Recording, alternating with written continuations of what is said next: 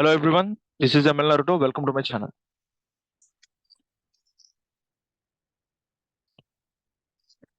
So today in this video, I'll be talking about the introduction of an algorithm, and after that, I'll be talking about what are the elements,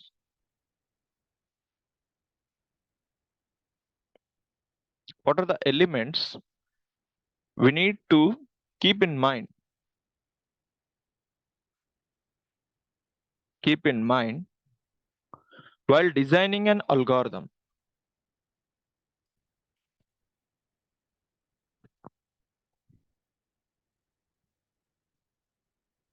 Okay, so I'll be discussing all these topics here. So, but for now, first of all, let's recap. Let's try to recollect uh, older videos, what I have taught in the older videos. Okay, so the first one is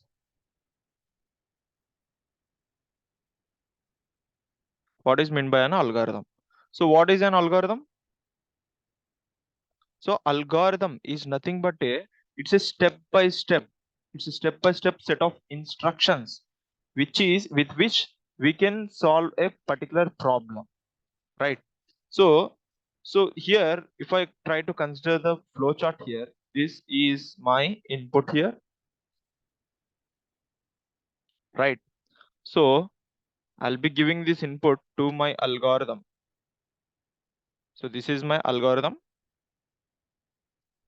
So, I have passed some kind of input here, and now in return, what I'll be getting is some kind of output. So these step by step set of instructions, these set of instructions, you can call it as set of instructions. The set of instructions you give uh, to solve a particular kind of problem, right? So here this is the input and this will be our solution, right? So you need this kind of an output here. So for this particular output, you have passed some kind of set of instructions, right? In this, this is the input data, and you have passed some certain kind of, this is the data, input data. And here in this algorithm part, you have passed some kind of set of instructions here, right? So based on that instructions, my algorithm has solved and given me this particular output, which is the desired output. I want this particular output. So this particular set of instructions which are used to solve any kind of problem is known as a algorithm, right? So this is the flow chart here, flow chart of the solving any kind of problem using algorithms, right? And now, so why do we need any algorithm? So if you want to talk about this thing, so why do we need that actually? So why do we want to learn the algorithm actually? So why is the question here? So why means because it is heavily used in computer science, right? So it is heavily used in computer science engineering, and it can also be used in physics, maybe you can call economics, and so on, and so many other domains here actually. So in every damn single domain, we'll be using this kind of algorithms, right? So algorithms is nothing but a step by step process to solve any kind of particular problem.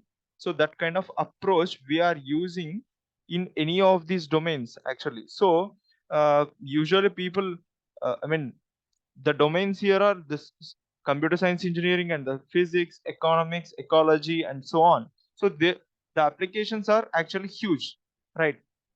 So the application of this algorithms are actually huge. So that's the reason why, for which we are actually learning algorithms, right? So here, if you consider the algorithm part, here we have the two main components here. Two main reasons for which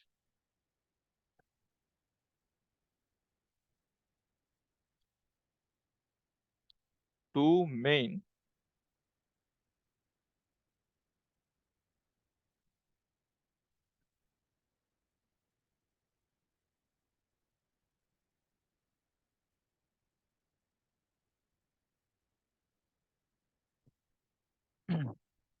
sorry. So two main important reasons to solve a problem.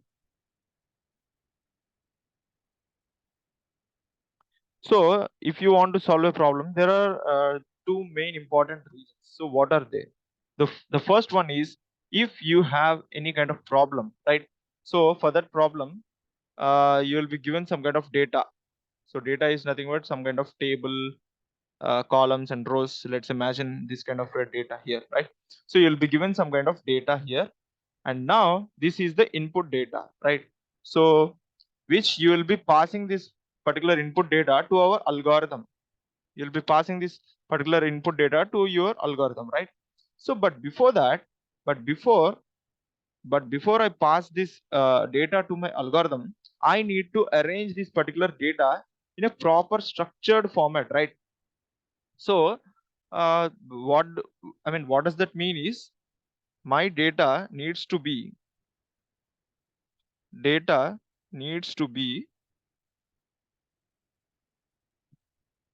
needs to be managed. I need to manage this data, and also I need to retrieve the data whenever I need this data. I need to retrieve this, and I need to arrange this data. Okay. So that so that the problem solving will become damn easy. Why? Because let's imagine uh, all the data. For example, just I'm just saying this is as an example, right? For example, you have numbers here like 2, some 3, 6, and 8 and 10 here like this, and you also have special characters, that is at the rate, maybe hash symbol, and maybe dollar symbol, and maybe and symbol, and so on. You also have some kind of characters also, text characters, that is A and B, C. Okay, you have this kind of a clumsy data. The data is so ambiguous. I mean, the data has a lot of merging here. So when I try to say, I want to know uh, how many how many uh, characters are there. How many characters are there in this particular data? If I ask you this question, so how do you find that? See here, the data here is very much small, right? Let's imagine I have some 10,000 columns and 40,000 rows. So what is the criteria here? So you will definitely find very much difficult to solve this particular question. Why? Because the data has merged a lot, right? So in order to avoid these kind of ambiguous situation, what we can try to do is we will arrange the data. I mean, we need to manage the data and we need to retrieve the data whenever we want. And for that, we need to arrange the data in a structured manner. Okay, in a structured manner.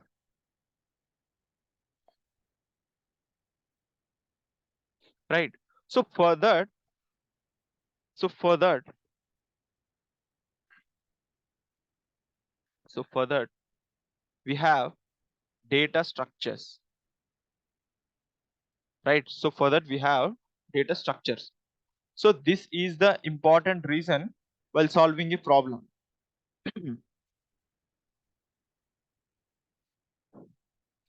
Okay.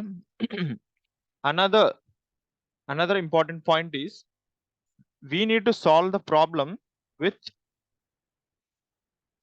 a finite, okay, with a finite amount of set of instructions. Okay. So if I have given a particular problem and I told you to solve this particular problem within some kind of timeline. For example, I want this problem to be solved within some 2 hours. So 2 hours is the time here. So you can't take more than 2 hours here. Why? Because this is the dead limit. I mean, this is the deadline here, which I'll be, which I'll be deciding here. So this is my deadline. I need this problem to be solved within the 2 hours. So that's in the same manner here also, our problem need to be solved within a finite amount of set of instructions, right? For example, you'll be giving some finite amount of set of instructions. So what does that mean, finite amount of set of instructions? So this is one step and this is second. So likewise, for example, if you have the 10 steps here, so these are my finite number of set of instructions. Like the situation should not be like this, like you have started the problem with one step and you don't know with what step you are be I mean you are you're actually ending the problem. You don't know that. So maybe you may end up at 10,000 step, or maybe you may end up at 20,000 step. You don't know this. Okay.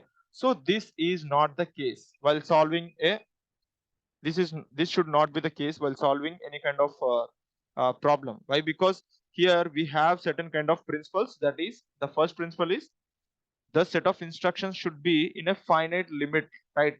So we can I mean we can solve the problem with a finite amount of set of instructions. Like I can say that this problem will definitely be solved with maybe in 20 steps. Okay, in 20 steps I can solve this problem. I can say that. I should not say like maybe I don't know, it may take infinity steps. No, this should not be the case, right? So this is one of a kind reason.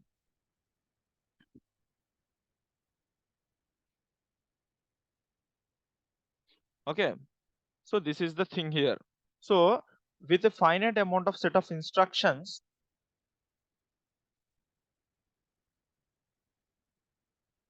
in a finite time, we will solve the problem. We will solve the problem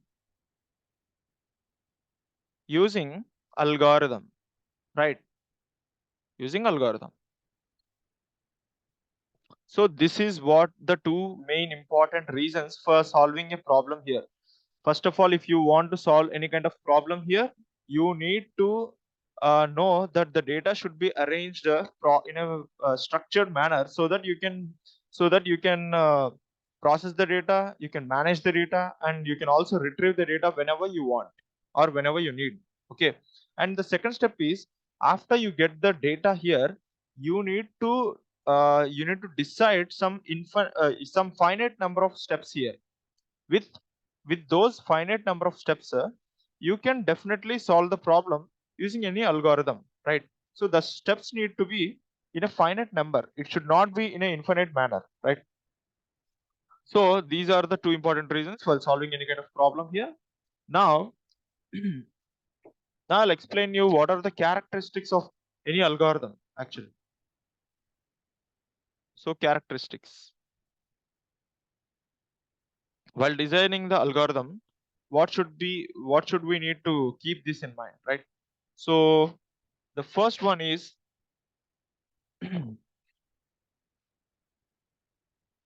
set of instructions, right?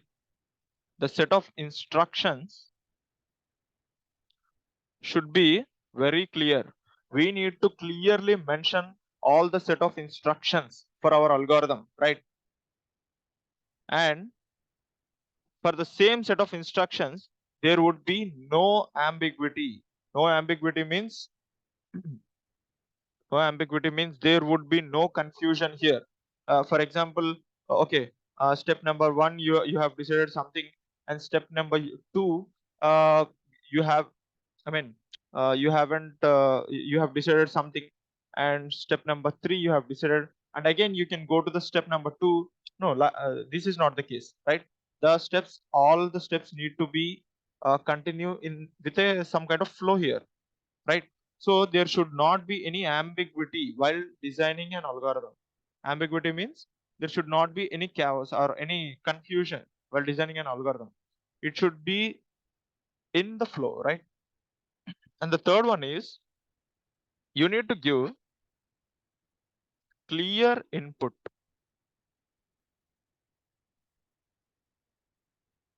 right? And you ask, you need to give clear output, and ask clear output. Okay, if you want to solve any kind of problem, you need to mention the clear input. The data should be very clean, and you need to mention what exactly do you also want, right? You should not be in a confused position, like what in terms of output you should not be in a confused manner, like for example, I'm giving this x as an input and I need y as my output. So this should be the case here. Okay. So you need to be very clear with what kind of output and what kind of input you are providing, what kind of input you are actually providing to our algorithm, and what kind of output you need that. Right. So in this particular thing, you need to be very clear. And the fourth thing is all the instructions, all the instructions, all the instructions should be complete. That means integral, right? What I'm saying is, for example, let's imagine, okay, first example, I want to, maybe I want to go to some kind of mall, right? So I need to go to some kind of mall here, maybe ambience mall. I need to go to ambience mall. Let's imagine this. So what I try to say is, okay, go left, okay, and then turn right,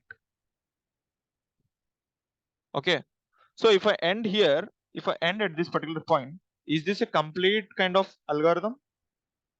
No. Why? Because see, I have told him to go left, and after that, it is I'm saying turn right.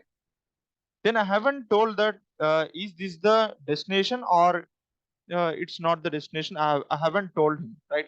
So you need to clearly mention. Now you get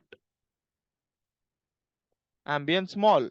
If you say like this, then what happens is these are the clear set of instructions. First, I have told him to go left and turn right. There you'll be having some kind of mall that is your required destination, that is your desired destination, that is ambience mall. Please go there, right?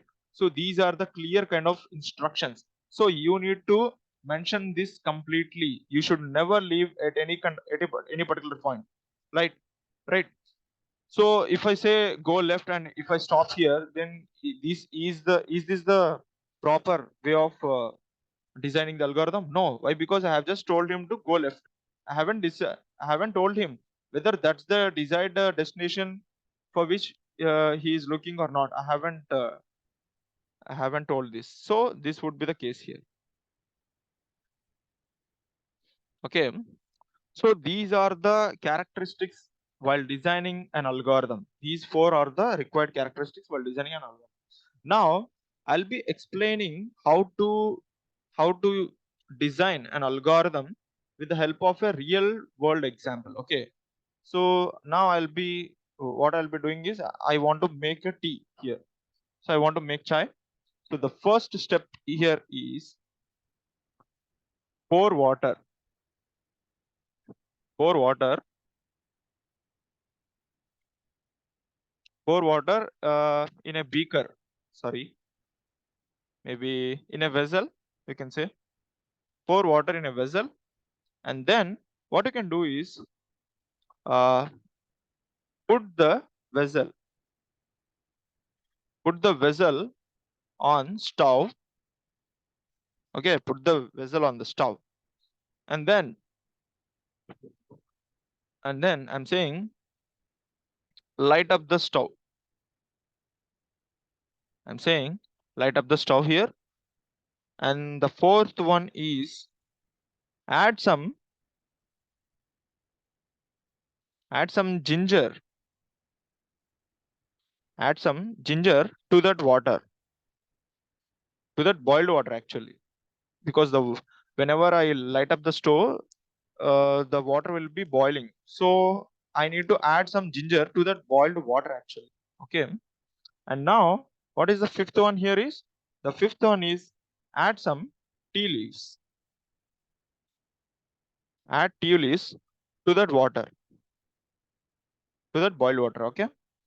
Now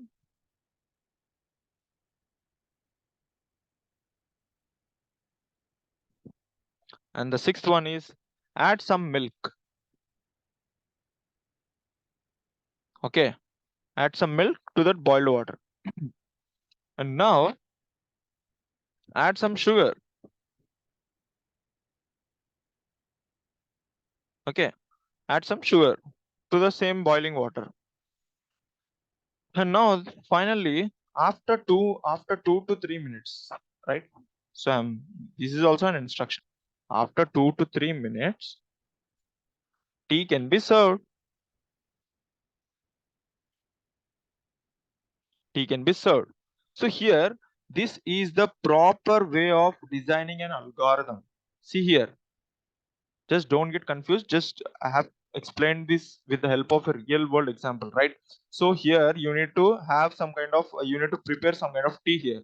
So what are the ingredients here? You need some water, and you need some ginger and milk, sugar, etc., right?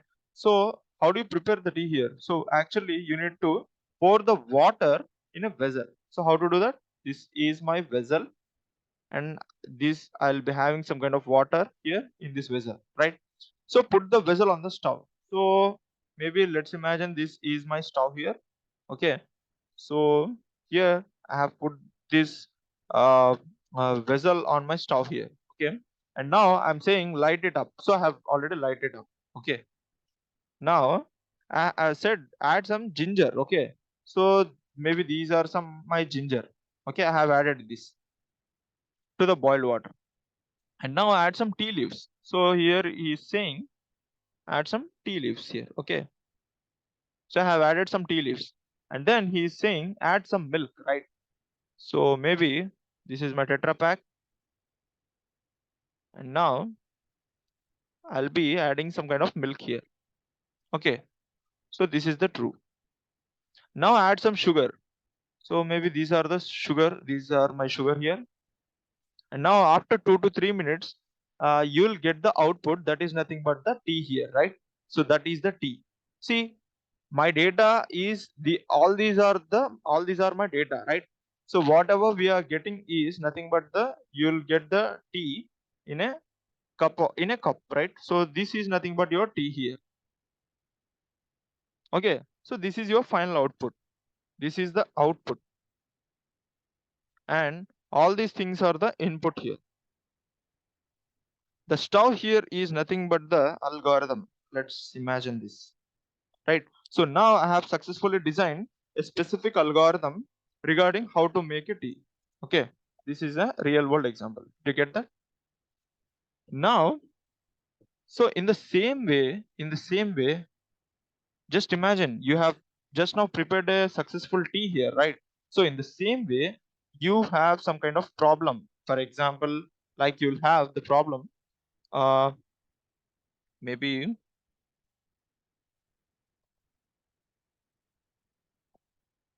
some of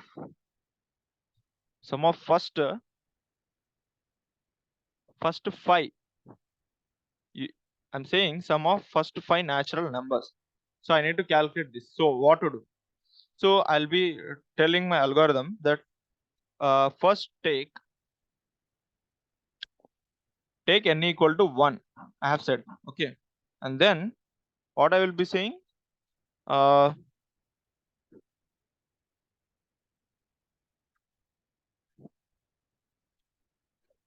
and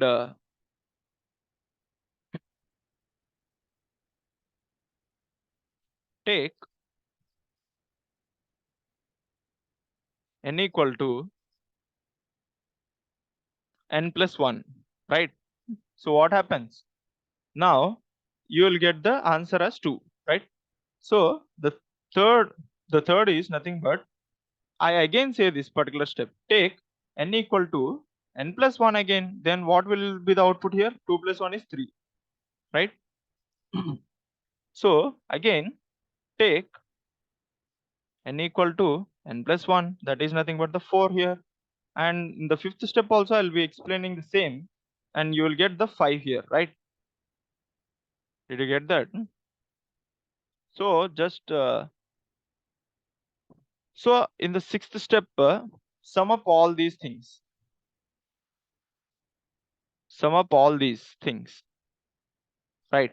And the seventh would be your output, nothing but 5 plus 4 plus 9, 12, 14, and 15. So output is print the output equal to 15, right? So this is what my desired output is. Why? Because some of the n natural numbers 1, 2, 3, maybe 4 and 5. 5 plus 4, 9, 3 plus 2, 5, and this is the 1. What is the this here? 6 here, and this is the 9 here. 9 plus 6 is equal to 15 here, right? So this is what my desired output is. So in this way you can also design your algorithm, right? For any kind of problem, whatever may be the problem is, you can design your algorithm in this particular step-by-step manner here, right? So while designing this particular algorithm, what happens is, after designing this particular algorithm, I mean, after assigning this set of instructions here, what you can do is you can develop, okay, further algorithm can be developed into a computer application or a software, right? Computer application or software.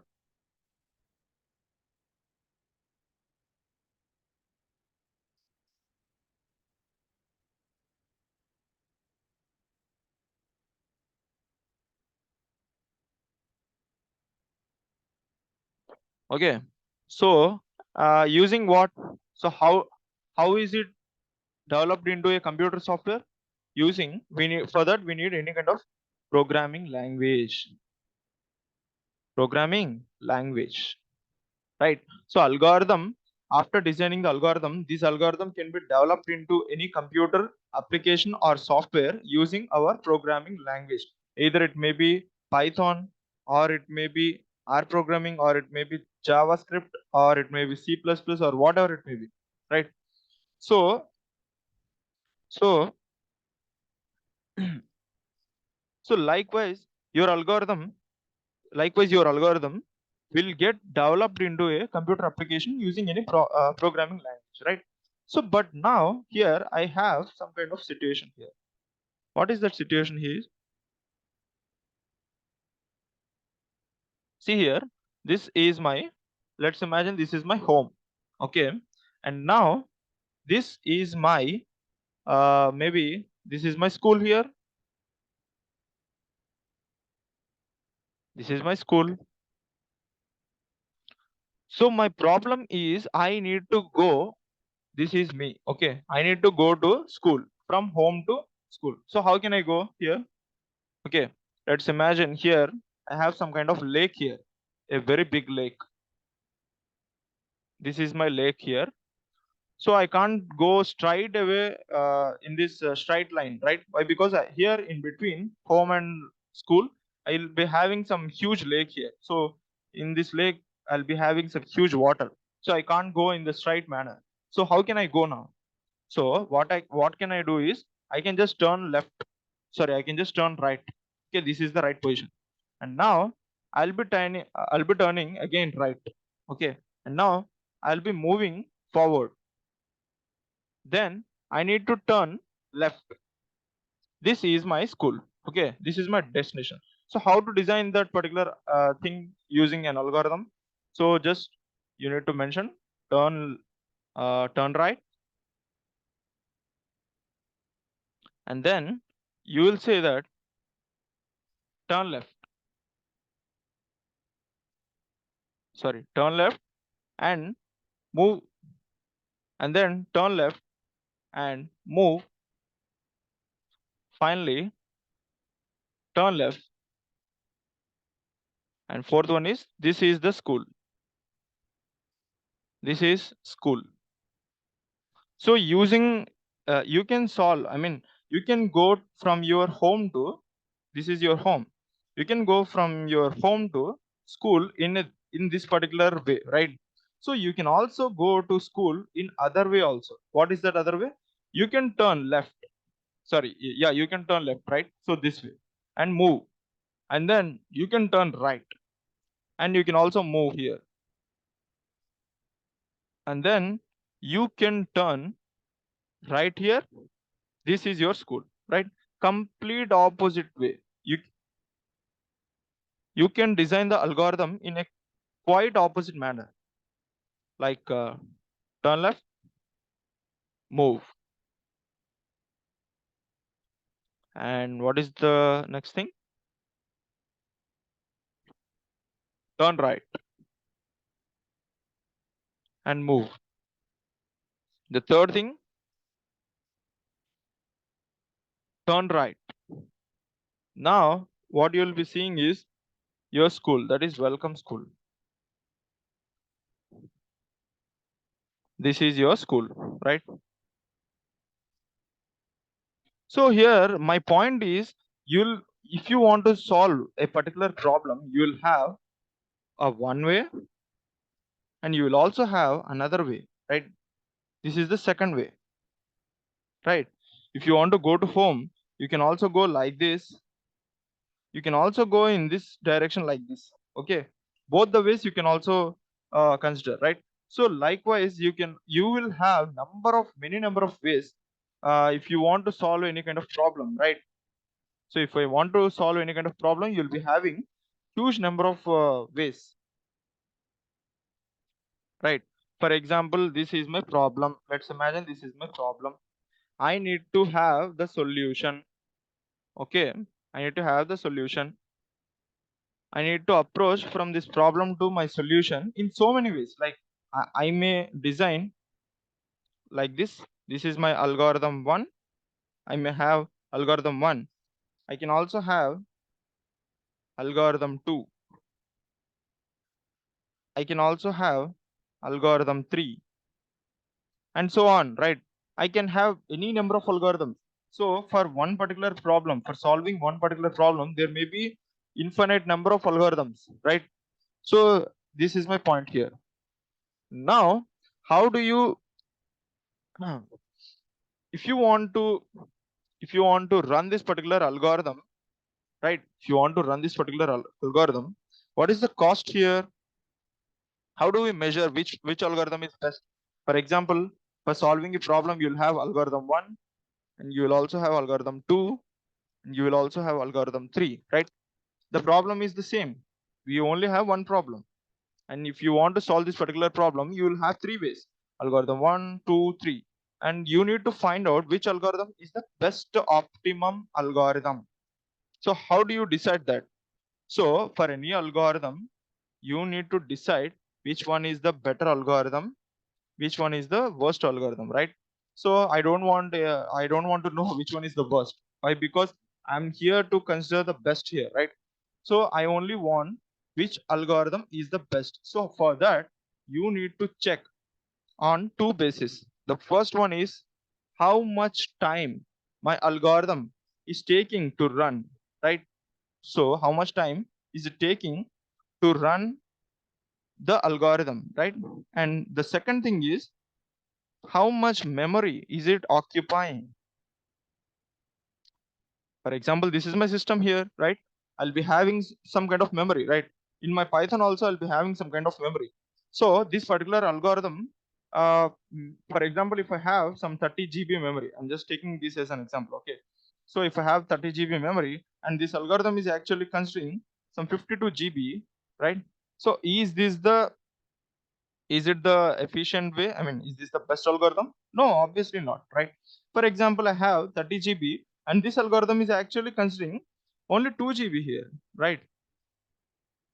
And also, time taken for this algorithm to run is let's imagine only 30 seconds. Okay, just imagine this.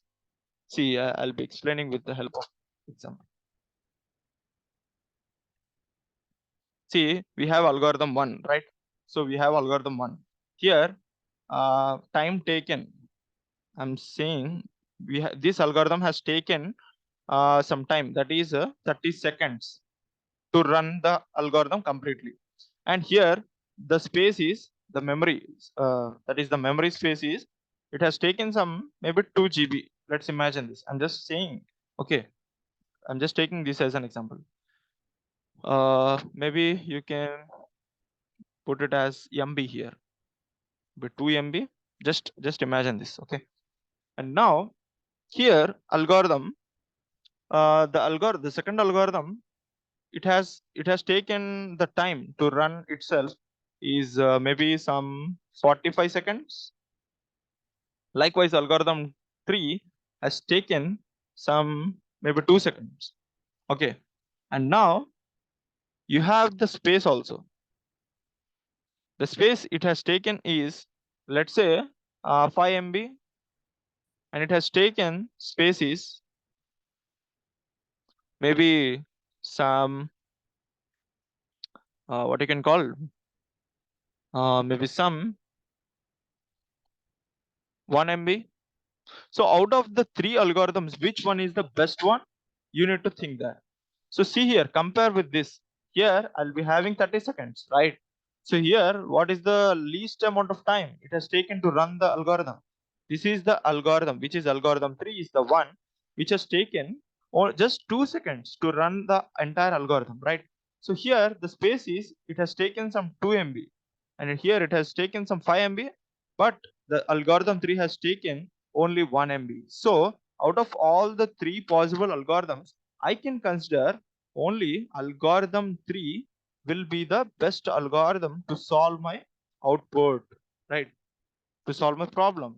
So hence, what happens is, if you use the data for this problem and you are passing the data to this algorithm 3, and you are getting some kind of output, and this entire thing is happening with the best possible time and with best possible memory, right? So that's why while designing any algorithm, or while choosing any algorithm which is the best algorithm out of all the remaining algorithms, we only have the two things like time and space here. These two are the important ones if you want to evaluate any kind of algorithm performance, right?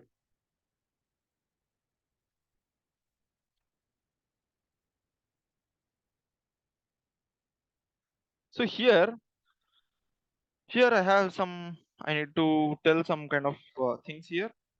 The things is two important things while designing an algorithm. Two important things that makes an efficient algorithm.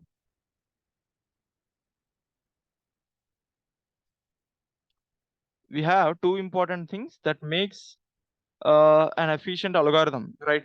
So the first one is, algorithm should be correct and it should give output as expected for all the valid input values, right? That means algorithm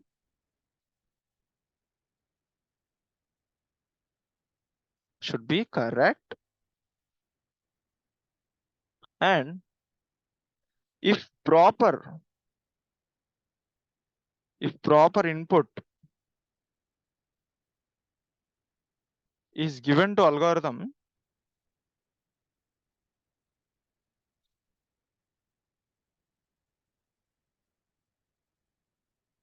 if proper input is given to the algorithm, it should also give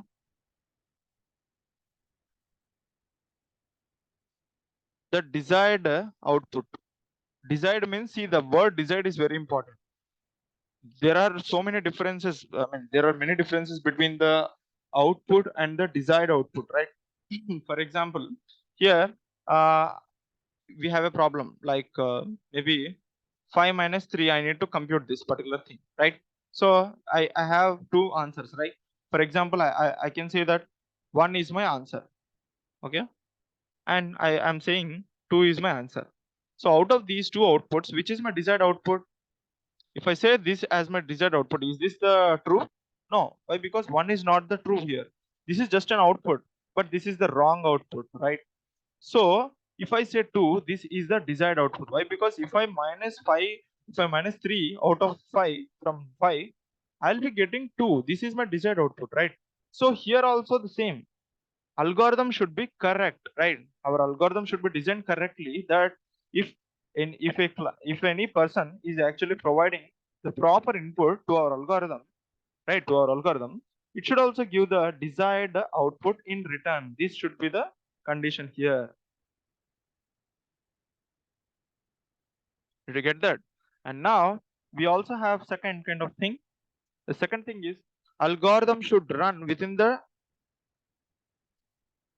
algorithm should run within the time limit. Within a particular time limit, it should run, right? And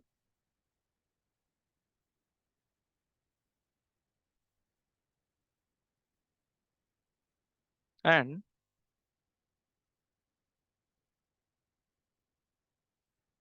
within the space also, within the best possible space, it should run.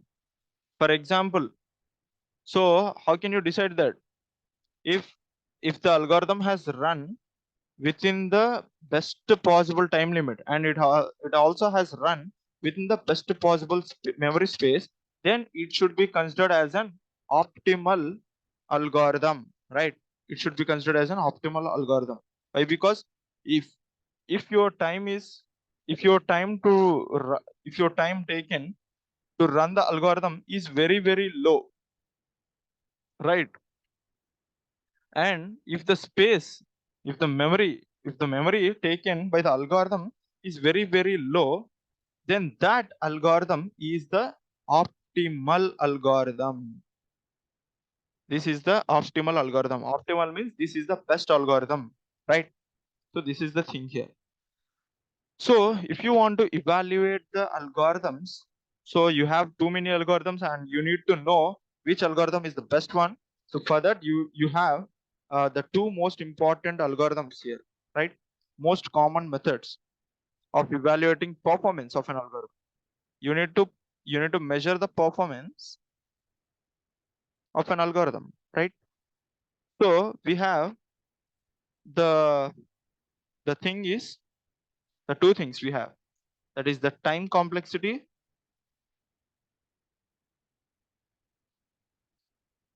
and the space complexity,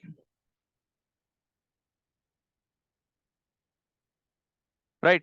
So using the time complexity and the space complexity, we can definitely measure the performance of an algorithm, right? So this is the thing here. So now in the next video, I'll be discussing about what is meant by the time complexity and what is meant by the space complexity and all the things, right? So that's all for this video.